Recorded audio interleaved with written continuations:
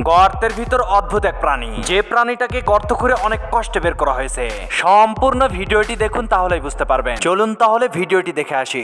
বন্ধুরা, এই লোকটা ধানের জমির পাশে ছোট্ট একটা নালাতে দেখতে পায় মরা মাছ ভেসে উঠেছে। লোকটা ওই মাছটা নিতে গিয়ে দেখে তার পাশে একটা জীবিত মাছ রয়েছে। ধরতে নিতেই প্যালট করে চলে যায়। লোকটা অনেকক্ষণ ধরে চেষ্টা করেও মাছটা ধরতে পারে না। তখন লোকটা চিন্তা করতে থাকে, এই মাছটা ভেসে উঠলো কেন? নিশ্চয়ই কোনো প্রাণী হয়তো আঘাত করেছে। পাশেই কোনো একটা প্রাণীর পায়ের ছাপ দেখতে পায়। তাই আর একটু সামনে গিয়েই দেখে গর্তের ভিতর বিশাল বড় একটা কাঁটা। তখন লোকটা চিন্তা করে, নিশ্চয়ই এই গর্ত থেকে প্রাণীটা বের হয়ে মাছ ধরে নিয়ে এসে গর্তের ভিতর খেয়েছে। ওরে বাপরে বাপরে, এত বড় কাঁটা দেখে লোকটা ভয় পেয়ে যায়। তারপরেও লোকটা সাহস করে ছোট্ট একটা কোদাল দিয়ে গর্তটা খুঁড়তে শুরু করে। যতই খুঁড়তে থাকে গর্তটা ততই যেন প্রশস্ত মনে হয়। এভাবে কিছুক্ষণ খুঁড়তে খুঁড়তে গর্তের ভিতর ভয়ঙ্কর কি জানি দেখতে পায়। লোকটা মনে মনে ভাবে গর্তের ভিতর হয়তো কি জানি কি আছে। এভাবে ভাবতে ভাবতে হঠাৎ করে গর্তের ভিতর পুরো হাত ঢুকে দেয়। তারপর প্রাণীটার পা ধরে টানাটানি শুরু করে দেয়, কিন্তু প্রাণীটা বের হচ্ছিল না। এভাবে কিছুক্ষণ টানা হেঁচড়া করার পর গর্ত থেকে এমন এক প্রাণী বের হলো যা দেখলে তুমি ভয়ে প্রস্রাব করে দেবে বন্ধু। তবে সেটা দেখার আগে তুমি যদি কাবা ঘরে কবিতরের দৃশ্যকে সুন্দর মনে করে থাকো, তাহলে স্ক্রিনে ডাবল টাচ করে একটা লাইক করে দিয়ে চ্যানেলটি সাবস্ক্রাইব করে দাও।